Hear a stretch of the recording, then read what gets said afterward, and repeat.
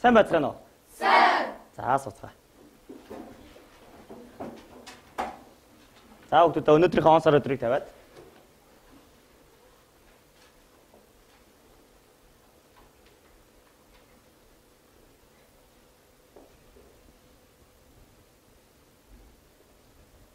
За багш нь энэхүү хичээлээ нэгэн хөгжилтэй байдлаар за хичээлийнхаа уур амьсгалыг эерэг байдалтайгаар эхлүүлэх гээд хэд хэдэн зураг бэлтгэж ирсэн байгаа. Хүүхдүүд та бүхэн маань хичээлдээ идэвхтэй оролцохын тулд хөөр баяр хөөртэй зураг инээмсэглэлтэйгээр өнөөдрийн хичээл явагдана гэсэн үг. За эх орны маань эзэн ерөнхийлөгч маань эрх цагаан ишиг тоглож исэн хүүхд маань өнөөдөр эх орны маань эзэн болсон ерөнхийлөгч маань энэ дүр харагдаж байна тийм үү хүүхдүүд? За сонирхолтой зураг. За дараагийн зураг. За хөдөөний нэгэн айлд хонь бол яах нь бэлэн байдалтай зарна гэсэн худалдаагаа шууд өөрөө хийж байгаа ийм дүр зураг хөдөөний Монголын минь амьдралд харагддаг ийм дүр зургууд харагдаж байна. За дараагийн зураг. За Сүхбаатарын талбайд маань за цэрэг лам хоёрын нөхрөлийн талаар харуулж байна. Тийм үү? За дараагийн зурган дээр. За энэ ямар зураг байна? За Монгол банкарын зураг харагдаж байна. Монгол банкар. За энэ бол яг нь гөлөг шүү дээ, тийм ээ? Гөлөг гэхэд ийм том хэмжээний том өсөглөн байгааг бидэнд харуулж байна. Эзэнтэйгээ адилхан юм шиг те хараад ахаар. За энэ мэтлэнгээр бид нар сонирхолтой зургууд бид нар хардаг. Монголын амьдралд маань байдаг зөндөө үйл явцууд байдаг. Тэгээд тэрийг та бүхэн хичээл болгон дээр харж байгаарай. Ягаад гэхээр энэ хичээл бол өөрөө нийгмийн хичээл учраас бид нар өдөр болгон нийгмийн харилцаанд орж идэг. Тийм үү хүүхдүүд? За. За тэгвэл өнөөдрийнхөө хичээлийг багш нь эхлүүлээ. Багш нь та бүхэд бүгдэнд нь 10 мянган төгрөгийг өгье гэж бод. Ингээд 24 цагийн дотор хэрхэн өсгөж болох вэ хүүхдүүд? За одоо багш нь та бүхэд дасгал ажлыг чинь цаасыг өгнө. Энэ дээрээ та бүхэн тэмдэглээд явна шүү. За хүүхдүүд. За.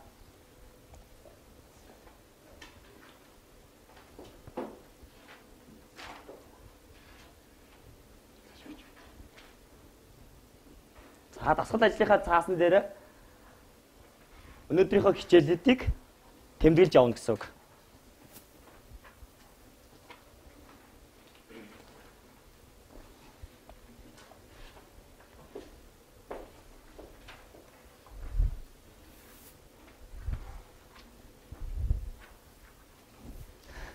За 10 мянган төгрөгийг 24 цагийн дотор хэрхэн өсгөж болох вэ? За бичээрэй. Яаж өсгөж болно тийм ээ?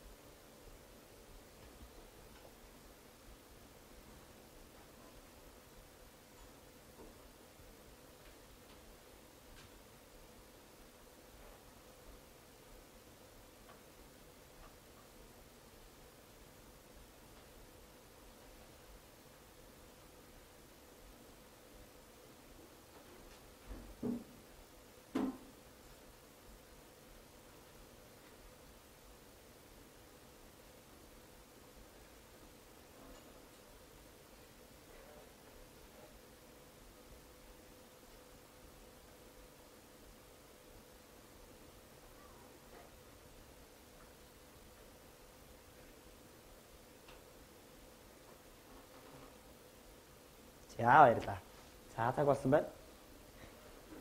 За саран зя 10 мянган төгрөгийг хэрхэн яаж 24 цагийн дотор өсгөж болох юм бол? За босгоо. Сурагчид босож мэдээллийг өгнө.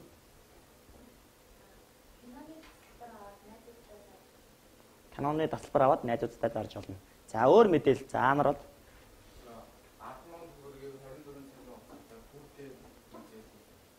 хүүтэй Аха. Хүнд зээлүүлж болно тийм ээ. За өөр зааваас нь дөрж. 10,000 төгрөгөөр тодорхой хэмжээний хувьцаа худалдаж авч болно гэж байна. За баярлалаа. За эрд нь болгоо.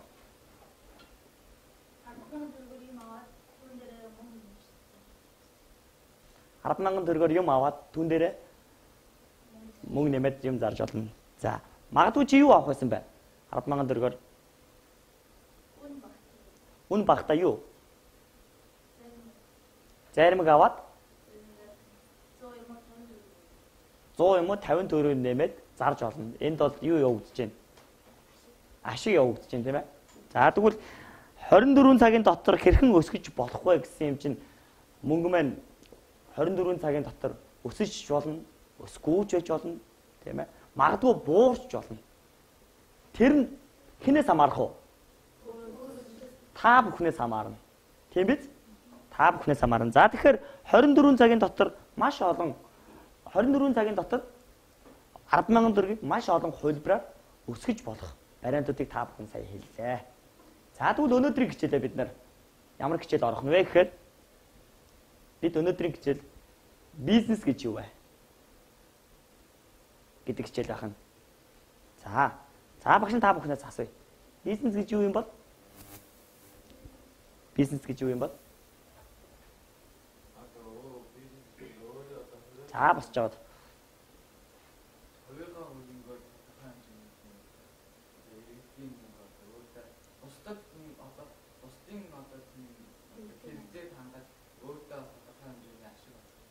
Бусдын хэрэгцээг хангаж өөртөө ашиг олохыг бизнес гинэ. За баярлалаа. За номер 2 юу гэж бодож байна? Бизнес гэдэг нь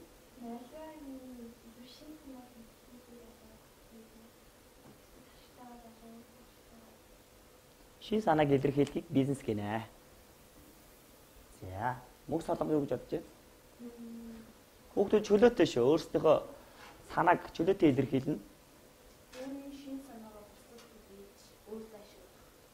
За шин санааг бусад түгээх. За саяана юу гэж бодож байна? Бизнес гэж. За босч байгаа гэж.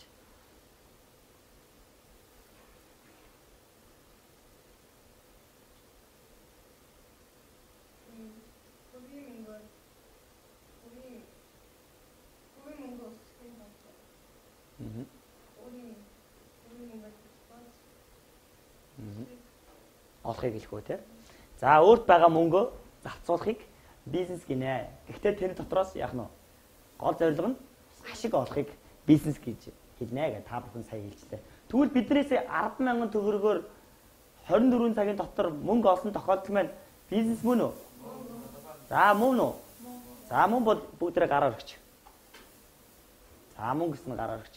За тэгвэл бид нар яах нь бизнесийн үйл явцыг 24 цагийн дотор хийчлээ шүү дээ. Тийм биз? За тэгвэл бизнес гэдэг тодорхойлт маань юу дээ юм байна. За тэмдэглээд авчих. Хэрэглэгчийн хэрэгцээг хангаж ашиг олох зорилготой овсгоо самбаа бүхий хүмүүсийн ажил хэрэгч харилцаа холбоог бизнес гэж ойлгож болно.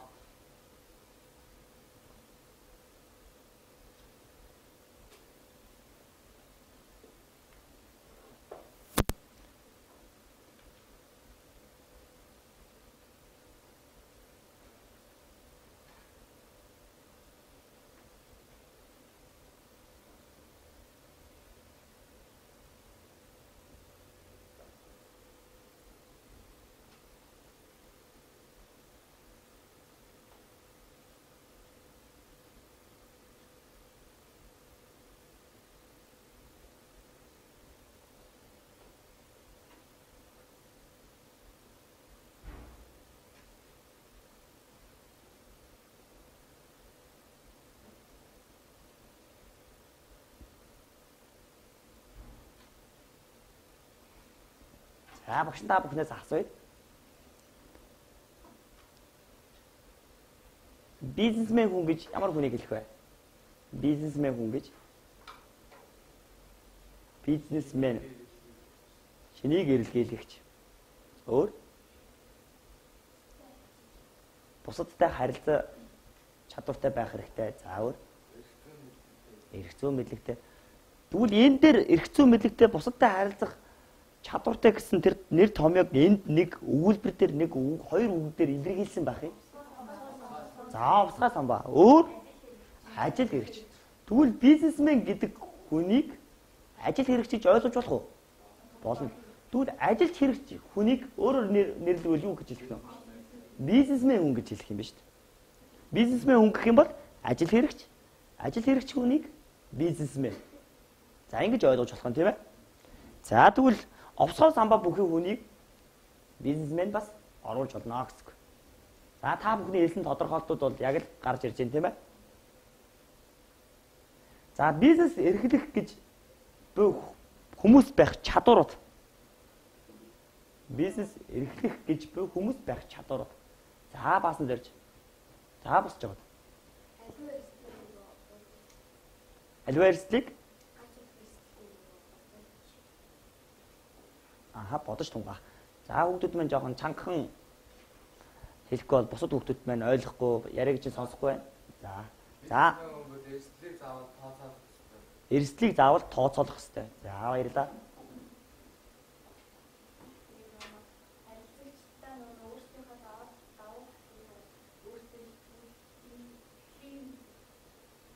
Харилцагчдын итгэлийг хүлээх хэрэгтэй. За өөр. Та намайг. За намайг ирдэг сонсъё. Бизнесмен эрхлэх гэж бүх хүмүүс байх чадварууд юу юм бэ?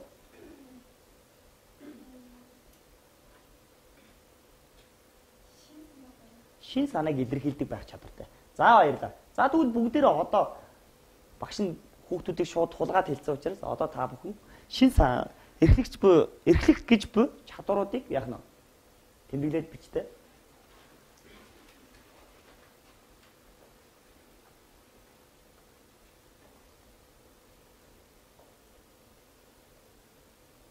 Маш олон чадварууд байх.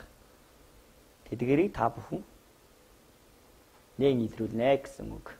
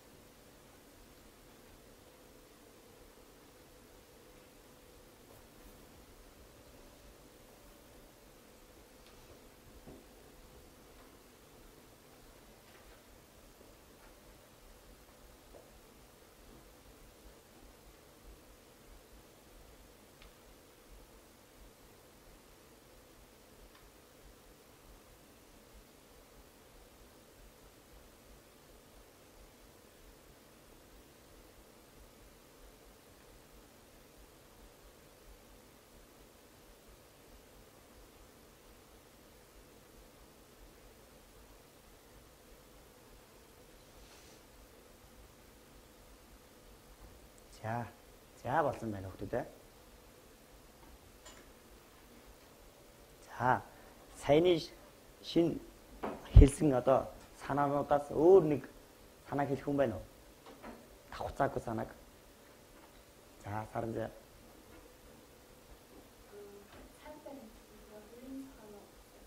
Цаг баримталдаг хувийн зохион байгуулалт сайтай. За цаг баримтлан гэж яг юу хэлэх вэ?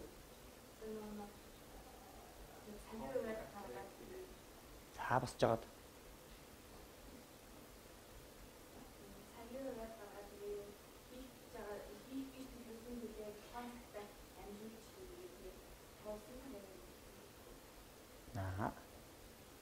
За цагийг зөв төлөвлөдөг байх хэрэгтэй.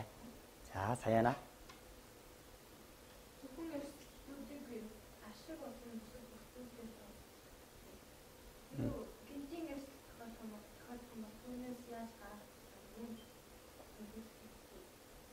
Гинтийн эрсдлийг төлөвлөх хэрэгтэй тийм. Түүнээс яаж хэрхэн яаж гарах вэ гэсэн асуудлыг төлөвлөх хэрэгтэй. За өөр мөх солонго.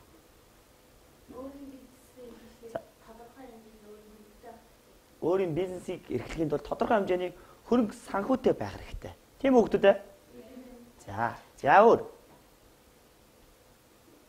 За өөр мэдээлэл байхгүй бол саяны 3 хэлсэн хүүхдийнхаа мэдээллийг тэмдэглээд авчих.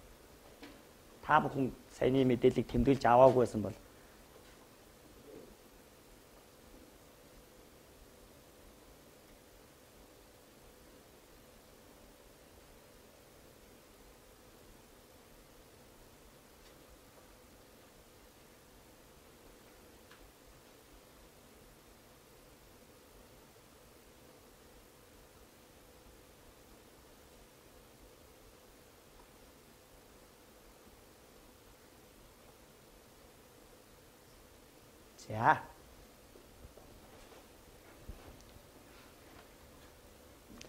За бизнес эрхлэх гэж байгаа хүмүүст байна. Чадварууд нь цаг төлөвлөл, эрсдэл хүлээхэд бэлэн, за ашиг олох чин эрмэлзэлтэй, зөв харилцаа, мэдлэг боловсрал, зоригтой алхмууд. За эдгээр 6 хүчин зүйлээс хамаарат бизнес хийх чадвар бол би хийх гэж бүх хүнд байх дараах чадварууд ийм байх. Зоригтой алхам гэдэг дээр магадгүй нэг талах хийдэг хүн талхаа хийгээд байж болох нь үгүй шүү дээ. Нарийн боврыг хийх. Тийм ээ? Өөр нэгэн бүтээгдэхүүнийг хийж яах нь зоригтой алхмуудыг төлөвлөгөөнд оруулах хэрэгтэй гэсэн үг. Тэгэх юм бол танай ашиг, танай бизнес өргөжин тэлнэ гэсэн үг. Бодож байна уу? За мэдээж хамгийн чухал зүйл гэх юм бол яах нь ашиг олох чин эрмэлзэлтэй байх хэрэгтэй. Ашигын төлөө тухайн байгууллага бүс тухайн бизнесмен өөрөө явдаг учраас чин эрмэлзэл буюу хүсэл эрмэлзэл нь дээд зэгтэй байх хэрэгтэй. За дараагийнх нь болохоор эрсдэл хүлээхэд бэлэн. За энэ дээр тухайн байгууллагын үйл ажиллагаа чинь нэг өдөр доголдох. Ямар нэгэн одоо яах нь хүчин зүйлээс хамаарат гинтийн яах нь аваар осол гарах юм бол эрсдэл хүлээхэд бэлэн байх хэрэгтэй. Тийм биз? За дараагийнх нь яах нь мэдээж цаг төлөвлөлт. Цагийн төлөвлөлтийг зөв зохицуулах хэрэгтэй. За сүүлийн хоёр бол яах нь зөв харилцаа болон мэдлэг боловсрал. Хамгийн чухал зүйл нь юу вэ? Эднэрээс 6-аас. За мэдлэг боловсрал. Мэдлэг боловсрал байж гэмээр яах нь нөгөө 5 хүчин зүйлээ зохицуулж чаддаг юм байна шүү дээ. Зохицуулж чаддаг юм байна. Хүнд бол яах нь мэдлэг боловсрал байж ч эдгээр зүйлүүдийг зохицуулж чадна гэсэн. За та бүхний хэлсэн санаануудтай давхцаж байна уу? Давхцаж байна. Тэгэхээр та бүхэн маань маш сайн яах нь бизнесмэнүүд байж чадах юм байна. Бизнесмэнүүд байж чадах юм байна. Ажлын зохион байгуулалтыг зөв удирдан зорилгодож чадах юм байна гэдгийг та бүхэнд хэлж байна. За ингээд дараагийн та бүхэнд нэгэн сонирхолтой бүхий сонжоо та нарын дунд явуулъя. Сонжоо гэж мэдэх үү? Мэдэн тийм ээ. За сорилго. За бизнес эрхэлж их мөнгөтэй болохыг хүсэхгүй хүн гэж байхгүй. Бизнес эрхэлж байгаа хүнд бусдаас ялгарах өвөрмөц чадварууд байх хэрэгтэй. Иймээс дараах сорилыг гүйцээж бизнест амжилт олох чадвараа шалгацгаая. За одоо та бүхэнд сорилгыг яах нь дасгал ажлын чинь цаасан дээр байгаа гэсэн үг. За нийт хэдэн сорилго байна? 8. За 8 сорилго байна.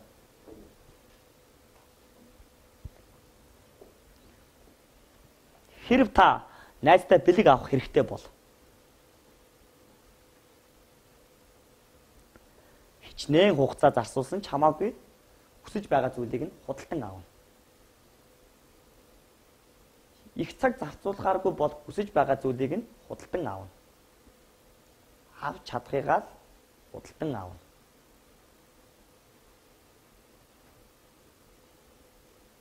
За шууд дугуулад сонголтоо хийгээд яваарай.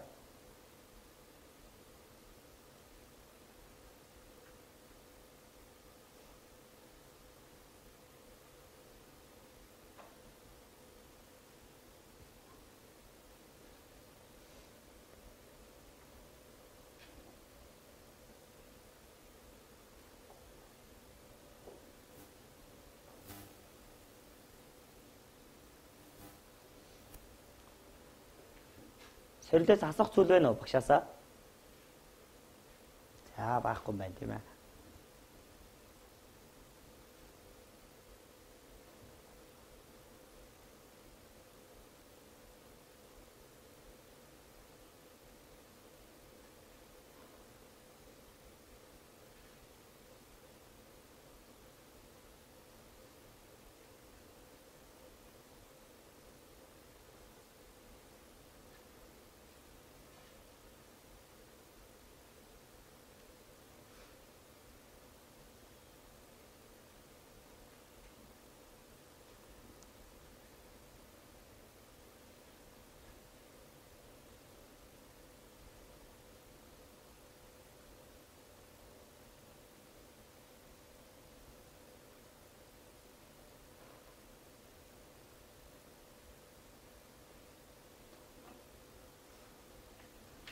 Яа болцлоо?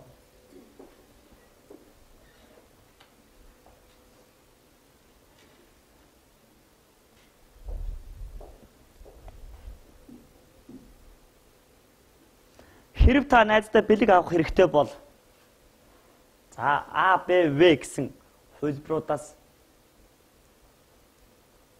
та бүхэн сонголтоо хийн.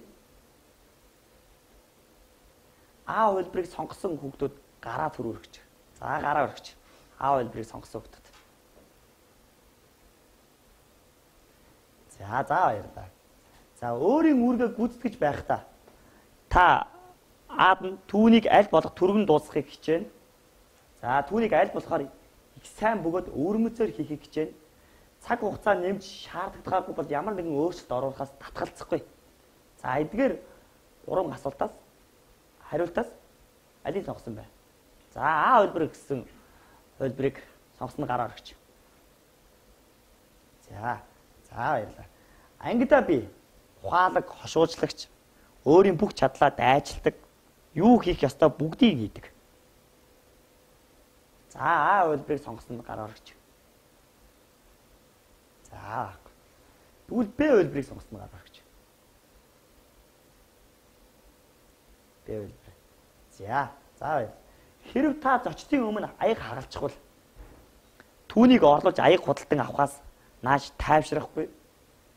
Эзэгтэйд таата биш байгаа бол хохирлыг нь бардуулахыг санал болгоно. Ичиж ууттал уучлахгүй. За А хувилбарыг сонгосон гараа өргөч.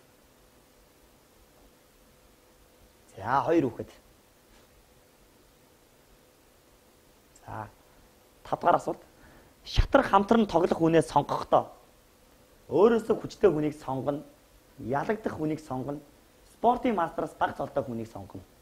За А хувилбарыг сонгосон нь гараа өргөч. За яагаад бүгдээрээ гинтгэн А хувилбарыг сонгох ч вэ? За сарын жаргалыг сонсон. За босч жаад.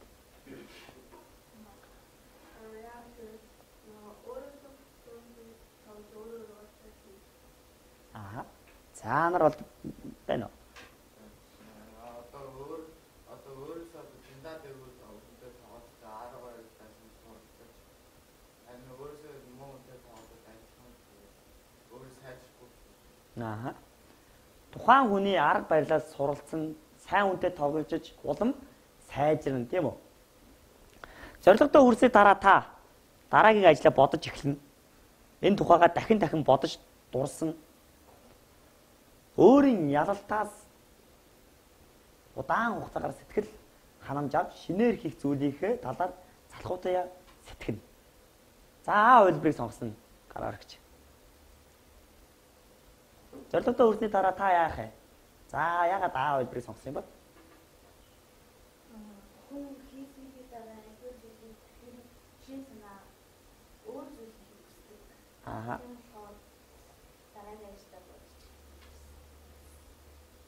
Нэг ажил дууслаа.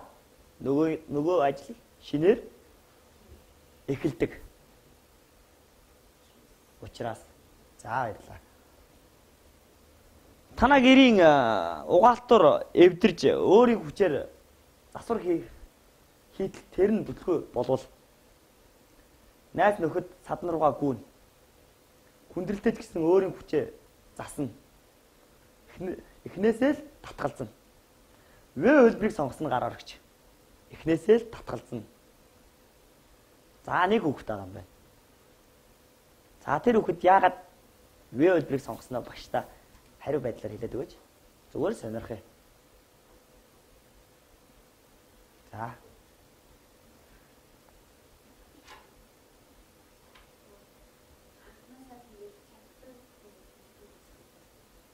Анхнаасаа л чаддаг хүндээ тэр ажиллал даалгуулъя. За, тийм учраас чадахгүй зүйлд оролцсны хэрэггүй гэсэн үг үү? За, та удаан хугацаагаар цэцэг арчлан ургуулсан боловч тэр нь хатчихвал дахин хоёрыг худалдан авч бүр эхнээс нь эхэлнэ.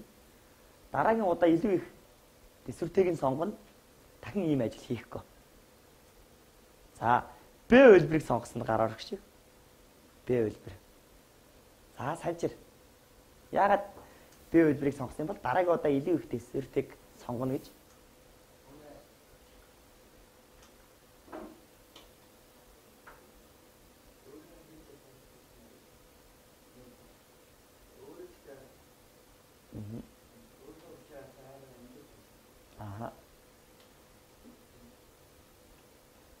За баярлалаа. Өөр хөлбөрийг хэлэх юм байна уу?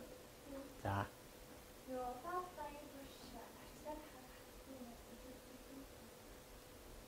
Удаа хугацааны турш арчлаад байхад тэр нь гатчих юм бол илүү төсвөртэйг л олж авнаа л гэсэн үг. За. За тэгвэл эдгээр 8 сонирхолтой асуултууд та бүхэнд бас нэгийг бодож хоёрыг тунгаасан ба.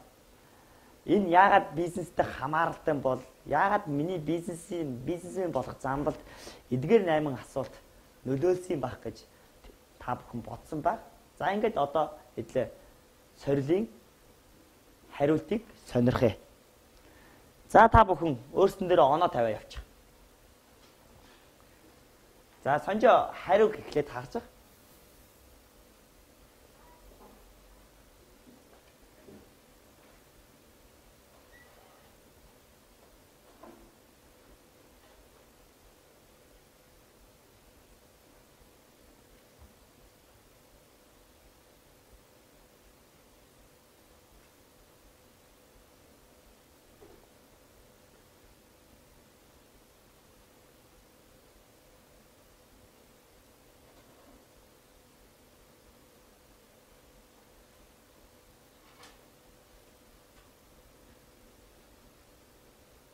Багштай зөвхөн хариугаа л юу нийт оноогоо л хэлээрэй.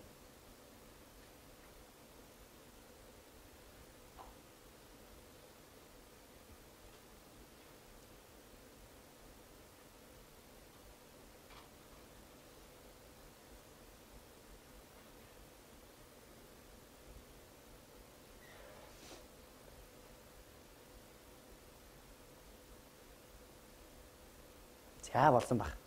За Пилигрима нийт оноо хэд вэ? Нийт 12.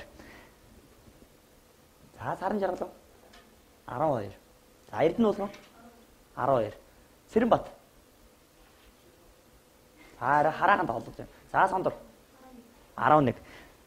За тэгвэл миний асуусан сая 4 хүүхдээс дөрүүлдээ яах нь вэ? 11-ээс дээш төвчний оноо авсан байна. 12, 11 гэж байна. Тэгэхээр бизнест амжилт олно. Бахархах зүйл танд байна. Хэдий зарим хүмүүс танд дургүй байж болгож олонх нь таныг хүндэлдэг. За 6-аас 10. Өнөөдөр та идэвхгүй залхуу байгаач маргааш бүрэн ирч хүчтэй байж чадна. Амжилтанд хүрэхэд чармааж бүх хүчээ зарцуулдаггүй буюу яахаас ч үл буцах чанар танд байдаггүй. Одоо байгаа амжилтандаа сэтгэл хангалуун явдаг хүн юм. За 0-5. Хүмүүстэй сайхан харилцаатай байх нь таны хувьд чухал байдаг. Та бусдаас ялгархыг нэг их хичээдгүй. 50 амгалан байх нь танд илүү чухал ажээ. Ямар нэгэн азгүй тохиолдолд зайлшгүй зүйл мэтэр бүү бодож байгаараа өөртөө илүү ихтгэл өгж байх нь танд их чухал болж байна. За тэгвэл та бүхэн дийлэх маасаараа 11-ээс 16 он авсан байх гэж багш нь үзэж дүгнэж, саний миний асуусан 4 хүүхдээс харахнаа тэгж илт мэдэгдэж байна.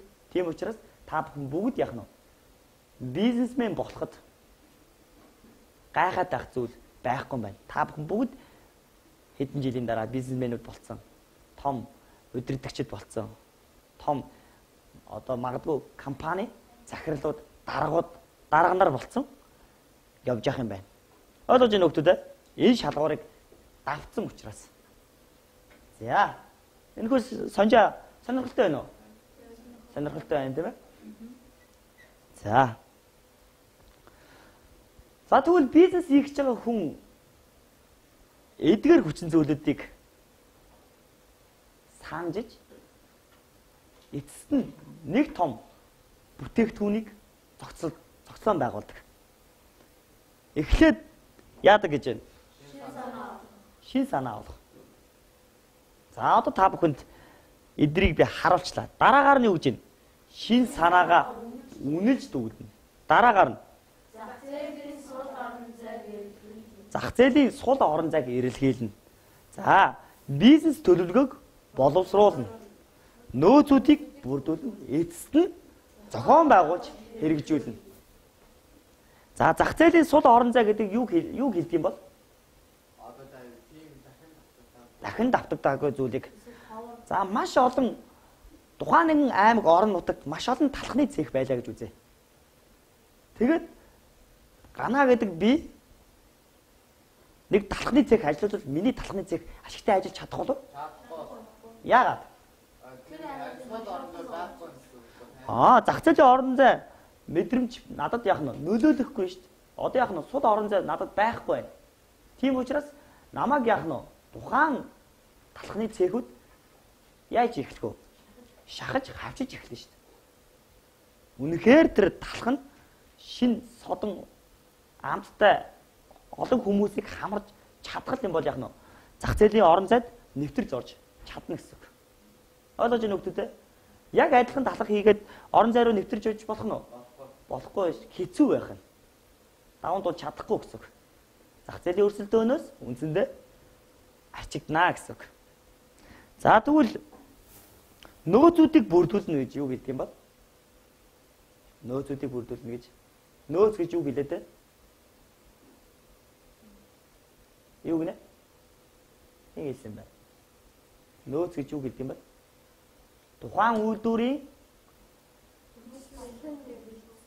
Тухайн үйлдвэрийн юу гэлэх вэ? За нөөц баялагийг хэлж дээ тэнд. Хүн хэлнэ. Нөөцөд орно. Тухайн үйлдвэрийн тоног төхөөрөмж, тухайн үйлдвэрийн яах нь материал энийг юу гэх нь нөөц гэнэ. Баялагийг нь хэлж байгаа. Тухайн үйлдвэрийг бүрдүүлэх байгаа юм чинь би хүний нөөцтэй байх хэрэгтэй юу? Ганцаараа нөгөө талхаа хийгээл ганцаараа талхныхаа яах нь талхаа одоо зараад борлуулаад яваад байж чадах уу? Амжихгүй шүү дээ. Энэ бол бизнесмен хүн биш байх юм тийм ээ. Хүний нөөцийг бүрдүүлэх хэрэгтэй гэсэн үг. Эцэст нь бид нар яах нь зохион байгуулж хэрэгжүүлнэ гэсэн үг. За энэ эдгээр 5 шатлалаар та бүхэн одоо бизнесийн нэгэн төлөвлөгөө гаргана гэсэн. Бизнесийн нэгэн төлөвлөгөө. За хэрвээ танд том жижиг бизнес хийх санхүүгийн боломж бий болов. Тэгвэл Дорнод аймагт ашигтай ажиллах үз бизнесийн шин салбарыг нэг илрүүл. Дорнод аймагт юу ажиллах вэ?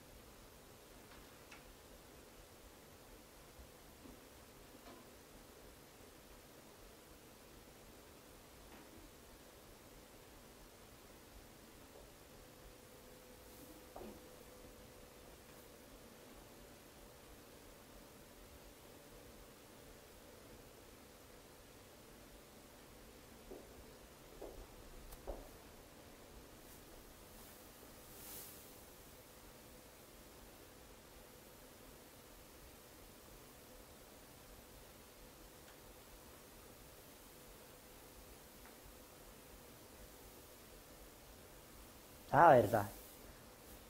Дэлгэрмагаас эхлэе.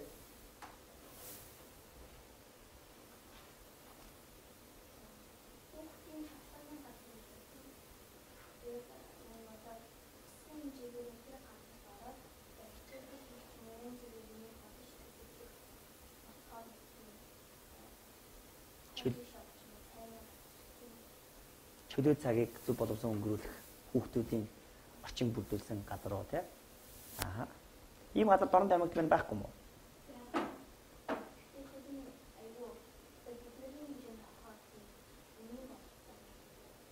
Аа.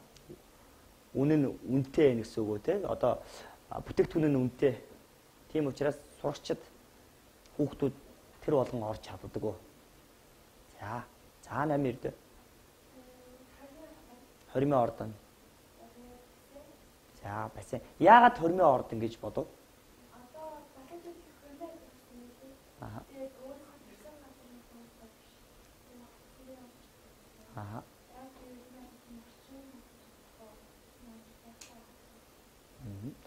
Хормын их заавал хот руу явах шаардлагагүй. Тийм үү? За тийм учраас орон нутагта үнэхээр хормын ордон байчих юм бол орон нутагтай хурмаа хийгээд ордондоо ороод магадгүй тэр ресторандаа ороод байж болно гэж тодорхойлж байна уу тий? За. Манай Дорнод одоо хийхдээ тэгээд дээрийн тамирчтай одоо өсөж байдаг.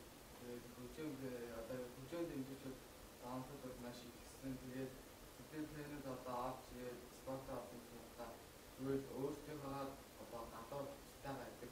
Тийм учраас үүдэнд нь одоо тийм хоёр баг тэмцээнд болж байгаа. Айд баг тэмцээн гэсэн бол юу заах одоо өмсгөлийн одоо фэнүүдийн өмсгөл гэж тийм өмсгөл заах.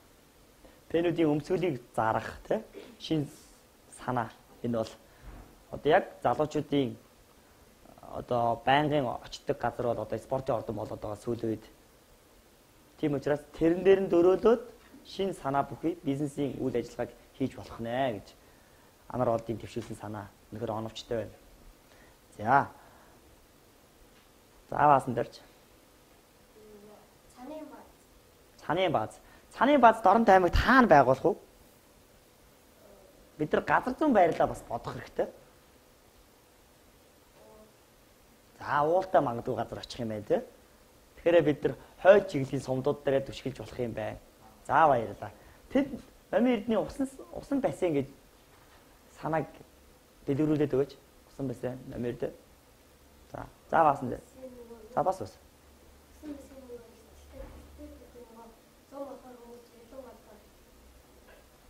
За хүмүүс хэрлэн гол руугаа явцдаг учраас бас усан бассейн бол хэрэггүй эрсдэлтэй гэж байгаа юм байна. За баярлалаа. Энэ мэдлэнгээр бидэрт бол бизнесийн шин санаанууд бол хийж болох юм байна. Та бүхэнд бизнесийн шин санаанууд байгаа юм байна. Тэрийг улам дэлгэрэнгүй, улам боловсронгуй болгоорой. Нөгөө 5 хүчин зүйлээ бариарай. Ойлгож байна уу хүмүүстээ? За ингээд багш нь гэрийн даалгавар өгье. За гэрийн даалгавраа тэмдэглээ даа. Бизнес нь амжилттай өргөцсөн дэлхийн алдартай бизнесмэнүүдийн талаар мэдээлэл цуглуулах. Бизнес нь амжилттай өргөцсөн дэлхийн алдартай бизнесмэнүүдийн талаар мэдээлэл цуглуулах.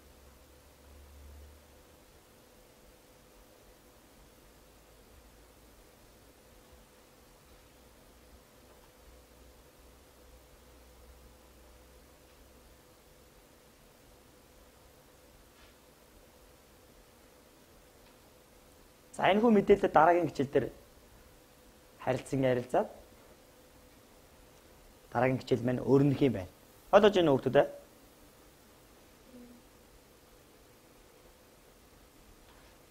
За бүгдээрээ босч.